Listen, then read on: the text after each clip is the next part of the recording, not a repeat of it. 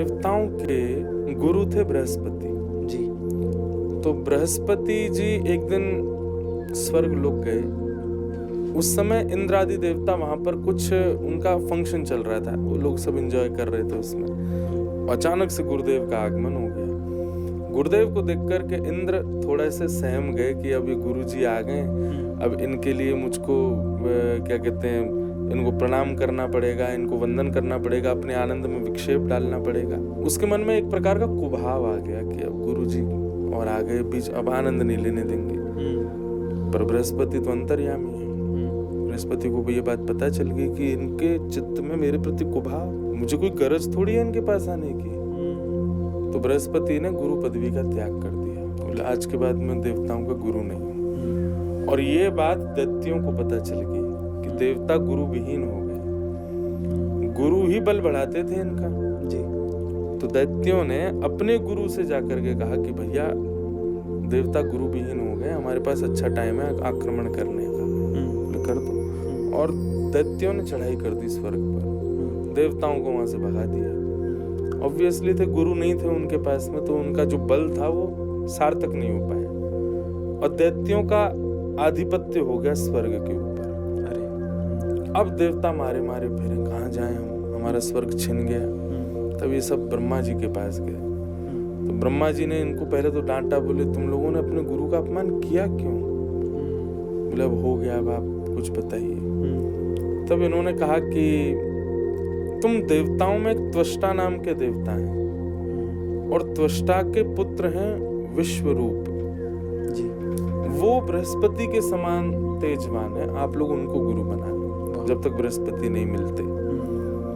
तो इन्होंने देवताओं के ही पुत्र थे, एक देवता त्वष्टा के पुत्र विश्वरूप को गुरु बनाया। अब विश्वरूप के साथ में क्या था, उनकी पिताजी तो थे देवता, उनकी माताजी थी दैत्यों की बहन। अच्छा, तो मतलब इनके मामा लगते थे सारे दैत्य। ठीक है। विश्वरूप गुरु बन गए। दैत्यों को पता चला हमारा ही भांजा इनका गुरु बन गया है। तो विश्वरूप खूब यज्ञ करते थे, हवन करते थे, अनुष्ठान करते थे, देवताओं के बल बढ़े। एक दिन सारे दैत्य पहुंच गए और उन्होंने जाकर के उनको अपनी ओर खींचने का प्रयास किया, कहा कि भाई हम तुम्हारे मामा हैं, हम पे भी ध्यान रखा करो। तो विश्वरूप के मन में आया कि बात तो सही है, तो मेरे मामा हैं। तो देवताओं का भी यज्ञ करते थे और धीरे धीरे दैत्यों का भी यज्ञ कर देते थे। तो एक दिन इंद्र के मन में आया कि मैं गुरु जी के दर्शन करने जाऊं। अचानक इंद्र प्रकट हो गए और उसी समय गुरुदेव यज्ञ कर रहे थे। तो उसने क्या देखा इंद्र ने कि ये देवताओं का भी यज्ञ कर रहे हैं, दैत्यों का भी कर रहे हैं। अच्छा, इनके मामा है ना वो। बोले हमारे साथ में शिष्य द्रोह कर रहे हैं। तलवार निकाल करके इंद्र ने उनका सर धड़ से अलग कर दिया, विश्वरूप गुरु का, जिसके कारण इंद्र को ब्रह्म हत्या लग गई। और फिर वो ब्रह्म हत्या का 4 स्थानों पर विभाजन हो गया। इंद्र ने कहा कि मेरे ब्रह्म हत्या को कौन लेगा, जो लेगा मैं उसको वरदान दूंगा। तो पहला ब्रह्म हत्या ली पृथ्वी ने। तो पृथ्वी पर जो रेड सॉइल हमको दिखाई देती है कहीं कहीं, वो एक प्रकार की ब्रह्म हत्या का दोष है।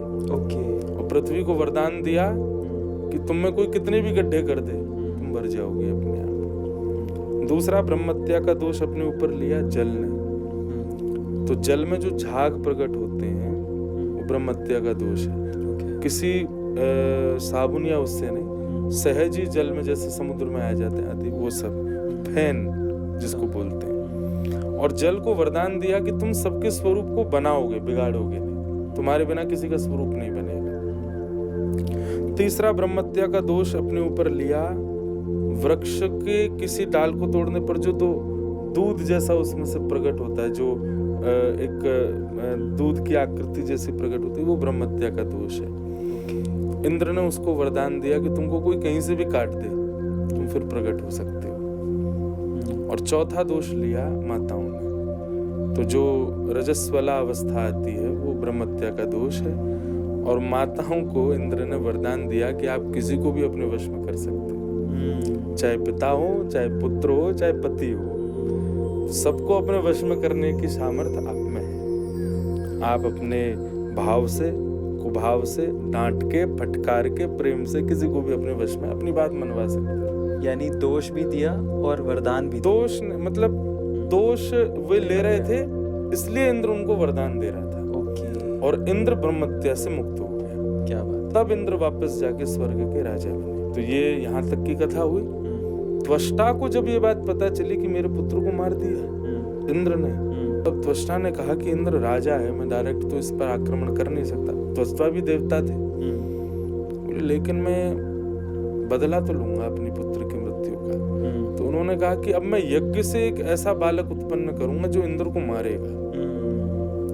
और उन्होंने उसी मंत्र से यज्ञ किया कि इंद्र को मारने वाला बालक हो, परंतु मंत्र में एक मात्रा गलत हो गई, जिसकी वजह से इंद्र का शत्रु तो हुआ, पर वो इंद्र को मारने वाला नहीं, इंद्र से मरने वाला हुआ। और उसका नाम हुआ वृत्रासुर। तो वृत्रासुर से फिर इंद्र की युद्ध आदि हुए। तो मूल बात थी नारायण कवच। तो जब देवताओं ने विश्वरूप को अपना गुरु बनाया था, तो विश्वरूप ने कवच दिया था देवताओं को रक्षा के लिए। अच्छा। उसका नाम था नारायण कवच, जिसका पाठ देवता आज भी करते हैं। पूरे भागवत में वो कवच है, मैं भी उसका पाठ रोज करता हूँ। तो उस कवच से देवताओं की रक्षा हुई थी और स्वर्ग पे जो चढ़ाई हो गई तो वो वापस उनको मिला था। तो ये पूरी कथा थी। बाकी मूल रूप से नारायण कवच विश्वरूप जो दूसरे गुरु बने थे, जिसको इंद्र ने ही मार दिया था, उन्होंने ये कवच बना करके, मतलब स्तोत्र है पूरा, ओम हरिर्वदध्यान मम सर्वरक्षाम नस्तांग्र पद्म पदगेंद्र पृष्ठे। इसका पूरा भाव ऐसे है कि मैं जब जल में जाऊं तो भगवान मत्स्य बन के मेरी रक्षा करें, मैं जब वन में जाऊं तो प्रभु श्री राम मेरी रक्षा करें, मैं जब सभा में जाऊं तो भगवान परशुराम मेरी रक्षा करें, आदि आदि ऐसे भाव हैं उसके। तो वो पूरा नारायण कवच। तो